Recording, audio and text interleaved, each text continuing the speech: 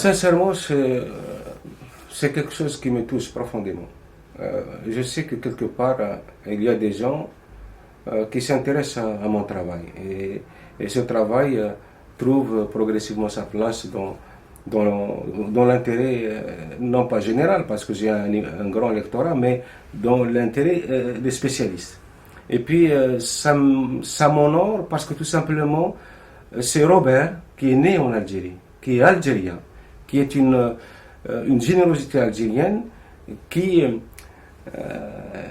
qui me réhabilite quelque part, voilà. Et c'est comme si je retrouvais un peu une part de mon histoire, une part de mon algérianité, une part de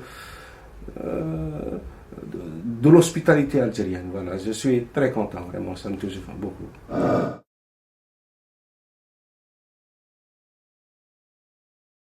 Oh, pour moi, les premiers pas dans la langue française ont été effectués à travers un dictionnaire. Et c'était le petit Robert, parce que j'étais à l'école des cadets, c'était l'école militaire, on était des enfants militaires. Et on rivalisait. Chaque cadet essayait d'avoir le plus large éventail du vocabulaire. Et il nous arrivait d'apprendre par cœur certains passages du dictionnaire. Et ça nous a beaucoup aidé. En même temps, on n'avait pas assez de recul pour comprendre que les mots, quelquefois, échappent à leur définition, qu'ils peuvent, s'ils étaient placés dans un contexte inapproprié, sombrer carrément dans le barbarisme. Et moi, j'ai longtemps utilisé des mots qui n'étaient pas à leur place, mais qui, dans ma culture algérienne, dans ma culture arabo-berbère, dans ma culture du français algérien, me paraissaient tout à fait au bon endroit. Mais ce dictionnaire m'a fait découvrir la quintessence de la langue française. Et c'était cette richesse extraordinaire du verbe français. Si bien que je crois que c'est la seule langue au monde où il y a des mots qui ne concernent qu'une chose, qu'un fait, qu'une créature, qu'un être. Moi, je me suis beaucoup attardé sur le mot fortrait, par exemple. Fortrait. Ben, c'est un mot qui n'est valable que pour les chevaux quand ils sont épuisés. C'est-à-dire, vous ne pouvez pas dire, par exemple, un homme fortrait, vous ne pouvez pas dire une vache fortraite, non. C'est fortrait, c'est uniquement pour le cheval quand il est complètement laminé. Moi, je trouve accorder une telle, comment dirais-je, une telle exclusivité à un être, c'est une énorme générosité. Moi, j'aime cette langue. Pourtant, je suis arabisant de formation. J'ai fait toutes mes études en langue arabe. J'écris et je fais de la poésie en arabe. Mais j'aime cette langue et j'essaye de la servir, mais viscéralement. C'est dans mes tripes.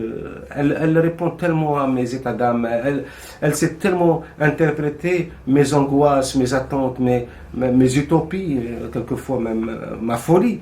Et voilà, elle m'a fait découvrir le monde. Tout ce que je le sais à travers la langue française. Mais 95% de mes lectures est en français. Et c'est grâce à cette langue que j'ai réussi à me faire connaître un peu partout dans le monde. Voilà, donc il y a une alchimie saine, parce qu'elle n'est pas, comment dirais-je, contaminée par les éclaboussures historique elle n'est pas fracassée par les traumatismes de l'histoire, ni par les considérations roturières comme on rencontre dans les rapports de force ou les rapports d'influence. C'est juste une belle rencontre entre un enfant qui rêvait d'être poète et une langue qui se prêtait parfaitement à ses états d'âme. Et donc ça a été une belle aventure qui se poursuit jusqu'au jour d'aujourd'hui.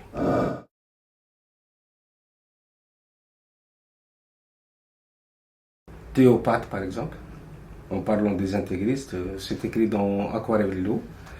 Je crois avoir inventé, parce que je ne connaissais pas ce mot, s'il existe, je l'ignore en tous les cas, c'est dévivre.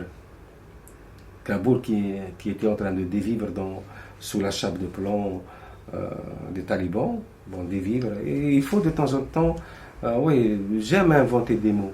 Parce que c'est pas que la langue française ne m'en propose pas d'état, mais quelquefois ma sensibilité a besoin d'aller chercher au fond d'elle-même quelque chose un mot pour expliquer certaines choses qui échappent au commun des Occidentaux. Parce que vous savez, le problème, ce n'est pas un problème de langue, c'est un problème de culture, c'est un problème de mentalité. Voilà. Et quelquefois, les mentalités ont tellement du mal à se rejoindre que peut-être le trait d'union serait ce vocable, ce néologisme capable quand même de les souder ou de les rapprocher ou de servir de passerelle.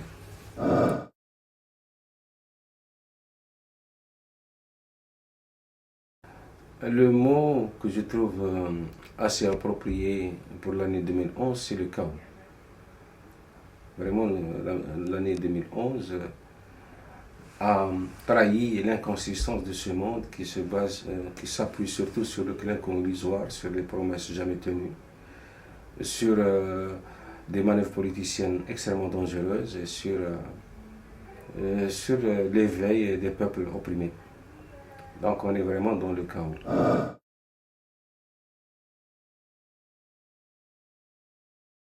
Souhaiter un mot pour l'année 2012 serait vraiment hasardeux, puisque toutes les données sont fausses aujourd'hui, les perspectives sont complètement biaisées, et on ne va pas hériter de l'année 2011 quelque chose susceptible de faire de l'année 2012 une année heureuse.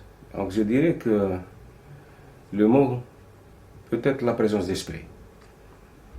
Le mot que je souhaiterais pour l'année 2012, c'est la présence d'esprit. Il faut que les hommes s'éveillent à ce qu'ils sont en train de faire. Les peuples reculent et les politiciens avancent. Et la fracture n'arrête pas de s'élargir entre les décideurs et leurs ouailles ou leurs sujets, ça dépend parce que de quel pays. Voilà, vous savez, il y a une régression qui a été apprivoisée, qui a été domestiquée, mais c'est une régression qui est très significative de l'état d'esprit dans lequel se trouve aujourd'hui l'homme. Il y a quelques générations, il y a peut-être 2 générations, on parlait de « je travaille pour me payer les vacances ». Après, on a dit « je travaille pour payer mon beefsteak ». Puis récemment, on disait on travaille pour gagner mon pain. Aujourd'hui, on dit on travaille pour payer mes factures.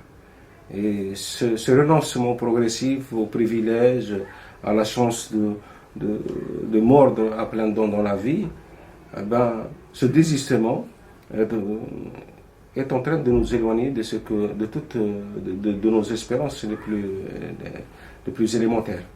Et je trouve ça dangereux.